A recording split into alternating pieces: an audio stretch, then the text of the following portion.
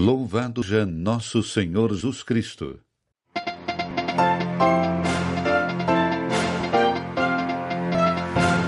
O boletim de notícias da Rádio Vaticano, Vatican News. Bom dia. Estamos na véspera do início do conclave.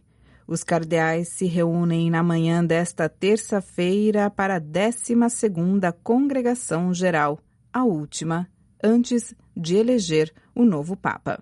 Na segunda-feira foram 2 as reuniões, uma pela manhã e outra na parte da tarde. Nos 2 encontros foram abordados inúmeros temas, como migração, guerra, sinodalidade, eclesiologia da comunhão, as seitas e o compromisso e a responsabilidade dos cardeais em apoiar o novo Papa.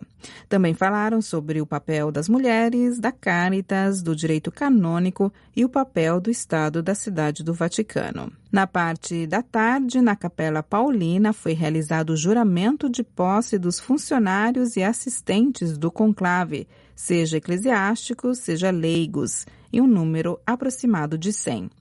Também foi informado que a partir das 15 horas do dia 7 de maio, todos os sistemas de transmissão de sinais de telecomunicações para celulares no território do Estado da Cidade do Vaticano serão desativados.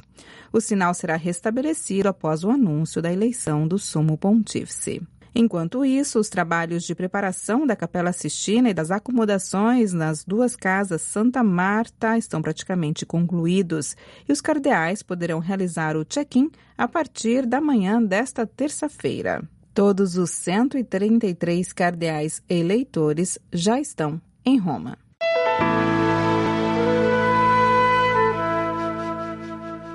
Mas além de rezar pela eleição do novo Papa, temos também outra intenção para este mês de maio, pelas condições de trabalho. Vamos ouvir a reportagem de Andressa Collet. Na publicação anual das intenções de oração para 2025, o Papa Francisco nos convidou a rezar em maio pelas condições de trabalho, devido à sua morte em 21 de abril. O vídeo que acompanha esta intenção de oração muda de formato. Para favorecer a reflexão, recordamos mensagens sobre o tema dos 3 últimos papas, João Paulo II, Bento XVI e Francisco. O vídeo do Papa de maio convida então para que, através do trabalho, cada pessoa se realize, as famílias sejam sustentadas com dignidade e se humanize a sociedade. O mundo do trabalho tem estado muito presente no magistério da Igreja desde o final do século XIX, uma consequência do olhar atento dos papas sobre a realidade e da sua preocupação com o bem espiritual e material das pessoas.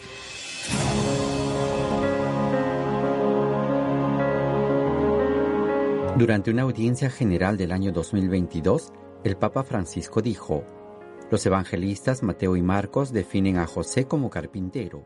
As palavras de Francisco sublinham que o trabalho confere uma unção de dignidade. Ganhar o pão dá dignidade à pessoa. O próprio Jesus trabalhou como carpinteiro, um ofício bastante duro que não assegurava grandes rendimentos e que partilhou com todos os trabalhadores ao longo da história. Algumas das frases de Bento XVI sublinham a importância primordial do trabalho para a realização humana e o desenvolvimento da sociedade. Por conseguinte, o trabalho deve ser organizado e realizado no pleno respeito da dignidade humana e ao serviço do bem comum. Ao mesmo tempo, o homem não deve deixar de encontrar nele o sentido último e definitivo da vida, que só se encontra em Deus.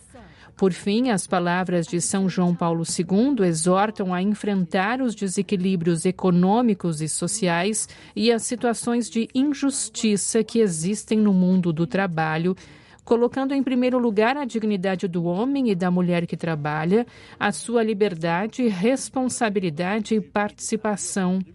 Tudo isso sem esquecer aqueles que sofrem por falta de emprego, por salários insuficientes, por falta de meios materiais.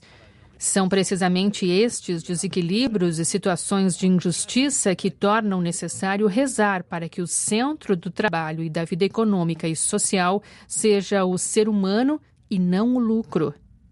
O diretor internacional da Rede Mundial de Oração do Papa, Padre Cristóbal Fones, sublinha a continuidade do magistério do Papa Francisco com o dos seus antecessores.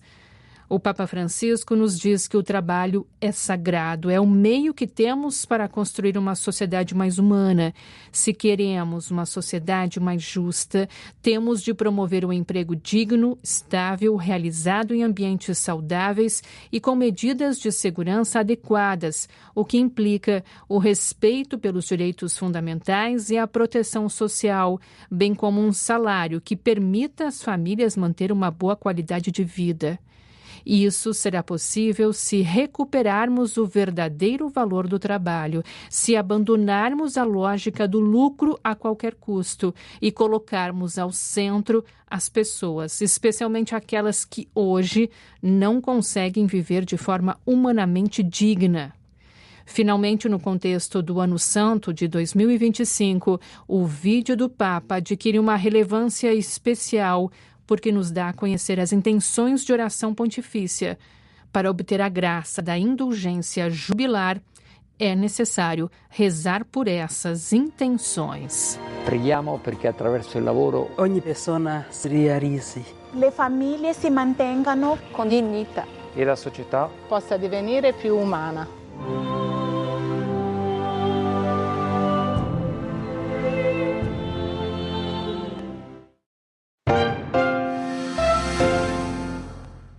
O nome do pontífice é o tema desta reportagem de Jackson Erpen. Se eu não for, João 24 certamente irá.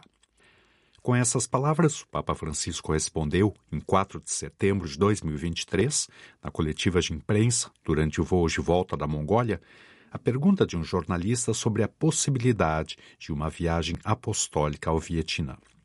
Mas será João o nome escolhido pelo próximo pontífice? As palavras de Francisco poderiam, talvez, serem confirmadas pela iminente página da história da Igreja que se abre com o conclave. Mas não é possível afirmar isso antes da eleição. Trata-se de uma decisão pessoal que será tomada pelo novo sucessor de Pedro.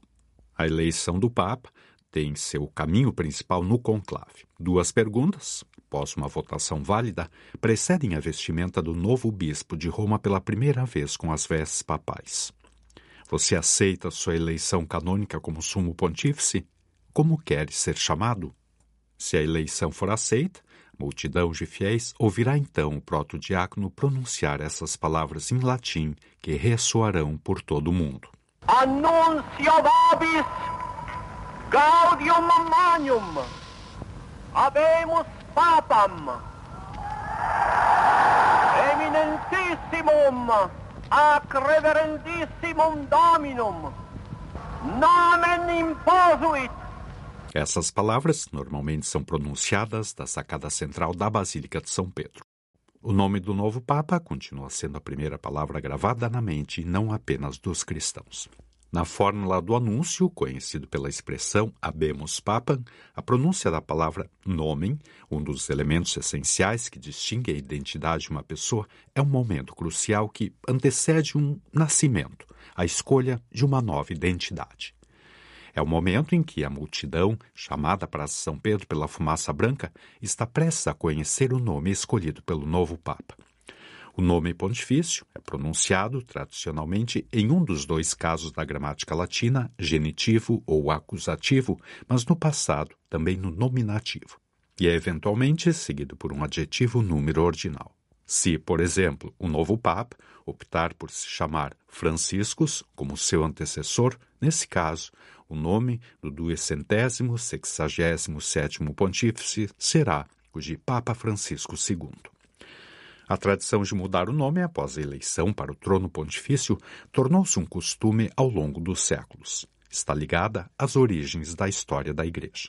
Pedro é o nome do primeiro Papa. Tu és Pedro, e sobre esta pedra edificarei a minha igreja, disse Jesus a um dos apóstolos, que na realidade se chamava Simão. O nome de batismo substituído pelo nome pontifício quase como para assinalar um segundo nascimento, ao qual o bispo de Roma é chamado após a eleição. Entre os nomes mais utilizados pelos pontífices após a eleição estão os de Pio, Gregório, João, Bento, Inocêncio, Leão e Clemente. A lista dos nomes dos pontífices não inclui, entre outros, os de José, Tiago, André e Lucas. Nenhum pontífice até agora escolheu chamar-se Pedro como o primeiro pontífice. O nome pontifício está ligado, em muitos casos, aos dos santos e apóstolos. Paulo VI, por exemplo, motivou essa escolha com as seguintes palavras.